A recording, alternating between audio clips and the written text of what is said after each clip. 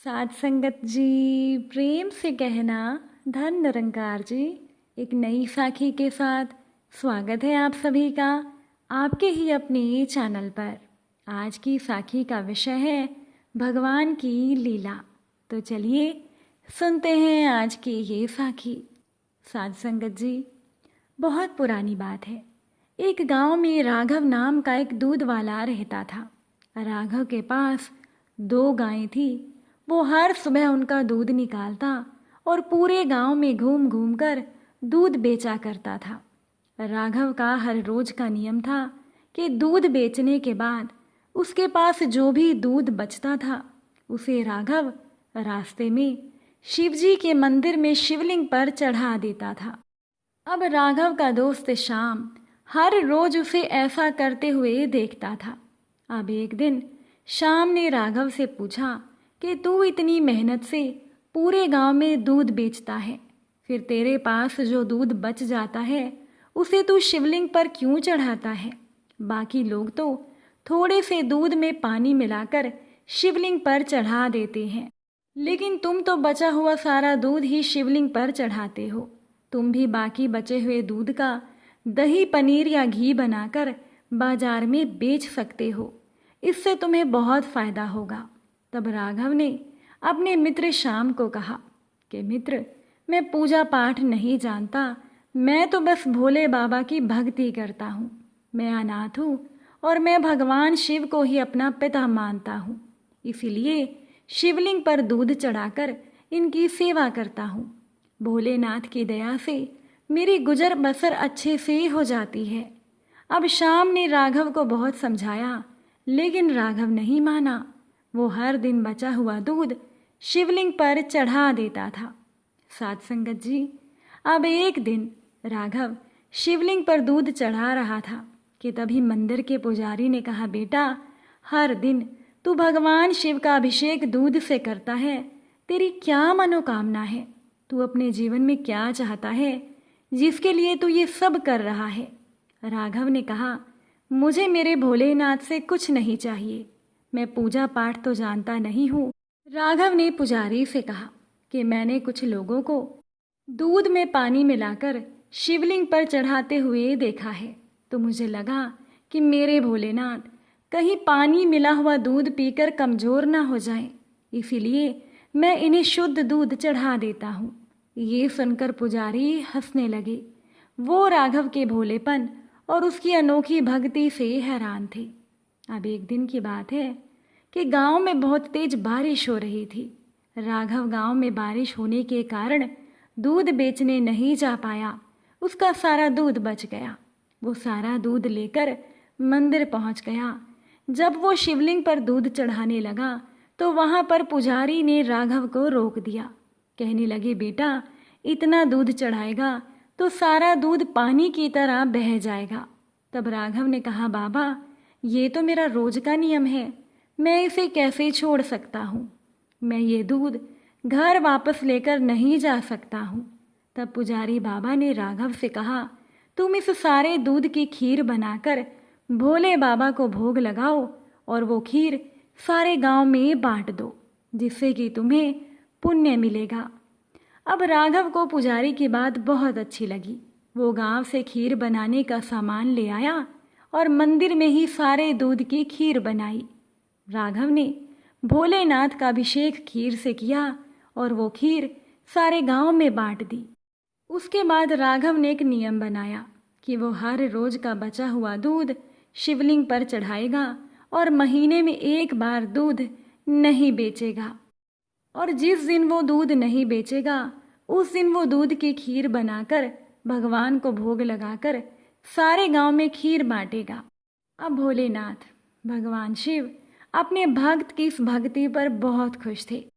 तब माता पार्वती जी ने भोलेनाथ से कहा, प्रभु, आपका ये भक्त राघव कभी भी आपकी पूजा अर्चना नहीं करता, ना ही कभी आपका नाम लेता है।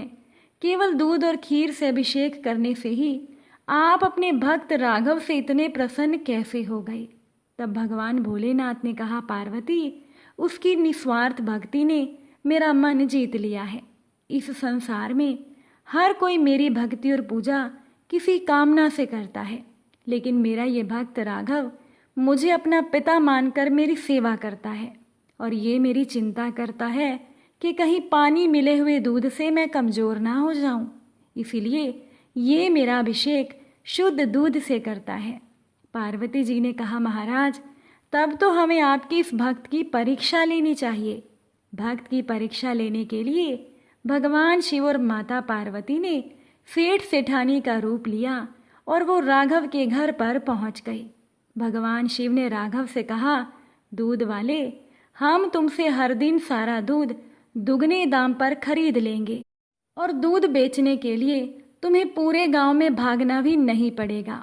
हमारे नौकर यहीं से दूध ले जाएंगे और तुम्हें उसका मूल्य दे देंगे। ये सुनकर राघव ने कहा, ठीक है सेठ जी, लेकिन मैं सारा दूध आपको नहीं दे सकता। मेरी गायें जितना दूध देंगी उनमें से थोड़ा सा दूध मैं मेरे भोलेनाथ के अभिषेक के लिए रख लूँगा, बाकी आप चाहें तो खरीद सकते हैं। तब माता पार्वती ने कहा, अरे हमें तो बहुत सारा दूध चाहिए, इसीलिए सारा दूध दे दो, भले ही दाम 4 गुना ले लो। राघव बोला, नहीं, मैं अपने भोलेनाथ को भूखा नहीं रख सकता। आपको दूध लेना हो तो लीजिए, नहीं तो यहाँ से चले जाइए। ये सुनकर सेठ सेठानी वहाँ से चले गए और कुछ दूर जाकर भगवान शिव और माता पार्वती ब्राह्मण ब्राह्मणी का वेश बनाकर बैठ गई। राघव जब सारे गांव में दूध बेचकर मंदिर जा रहा था, तब उसे किसी के रोने की आवाज़ आई। वो उनके पास गया तो देखा कि एक ब्राह्मणी बैठी रो रही थी। जब राघव ने उनके रोने का कारण पूछा तो ब्राह्मणी ने बताया कि मैं और मेरे पति कई दिनों से भूखे हैं। ये सुनकर राघव ने सारा दूध उन्हें दे दिया। ब्राह्मण ब्राह्मणी ने सारा दूध पी लिया। उसके बाद ब्राह्मण ने राघव से पूछा, भाई तुम ये दूध लेकर कहाँ जा रहे थे? तब राघव ने कहा कि ये दूध लेकर मैं भगवान भोलेनाथ का अभिषेक करने जा रहा था। ब्राह्मण ने कहा, तो तुमने अपना नियम क्यों तोड़ दिया? तब राघव ने कहा कि भगवान भोलेनाथ मेरे पिता हैं और आप भी उन्हीं की संतान हैं, क्योंकि वो तो सबके पिता हैं और एक पिता स्वयं भूखा रह सकता है, लेकिन वो अपनी संतान को भूखा नहीं रख सकता। भगवान शिव का क्रोध तो मैं सह लूँगा। तभी भगवान शिव और माता पार्वती अपने असली रूप में प्रकट हो गए। भगवान शिव को देख राघव उनके चरणों में गिर गया।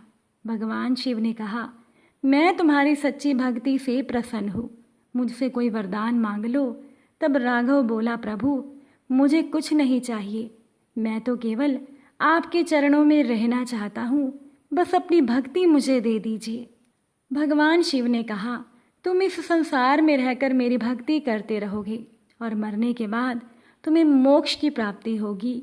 ये कहकर भगवान शिव और माता पार्वती अंतर ध्यान हो गए। साध संगत जी, ईश्वर की लीला को कोई नहीं समझ सकता। ये ईश्वर समय समय पर अपने भक्तों की परीक्षाएं भी लेते रहते हैं। एक बार की बात है कि नारद जी ने भगवान से प्रश्न किया, प्रभु आपके भक्त गरीब क्यों होते हैं? तब भगवान बोले, नारद जी मेरी कृपा को समझना बहुत मुश्किल है।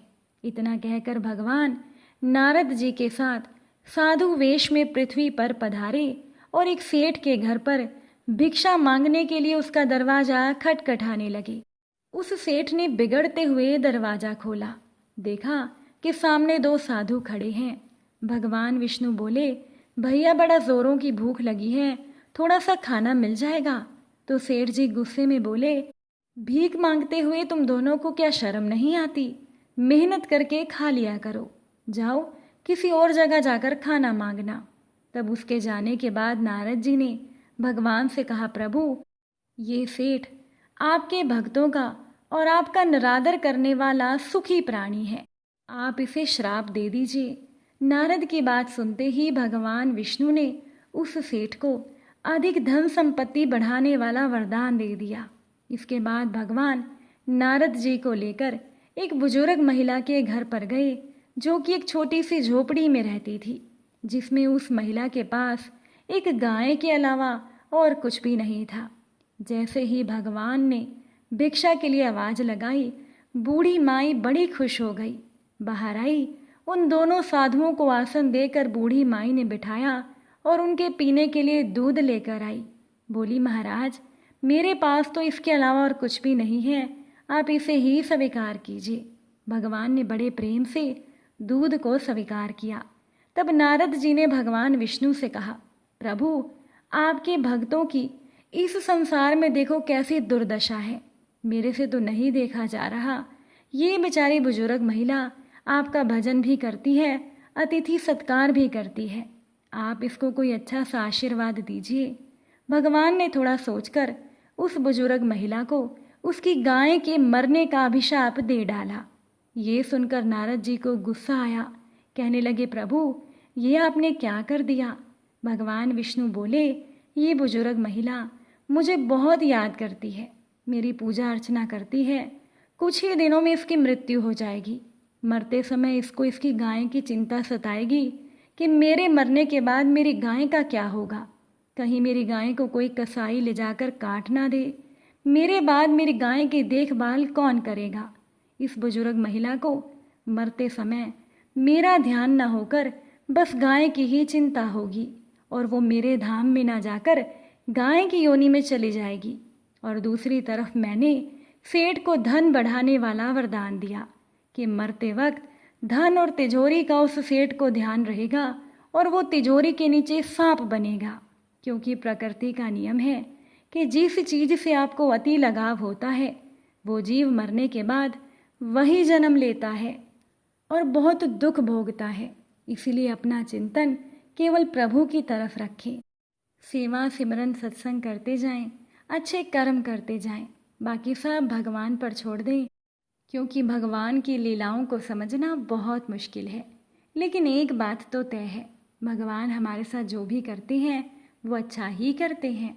आज की ये साखी आपको कैसी लगी, कमेंट करके ज़रूर बताइएगा। आप सभी से फिर मुलाकात होगी नई साखी और नए विचारों के साथ। साथ संगत जी, प्यार से कहना, धन निरंकार जी।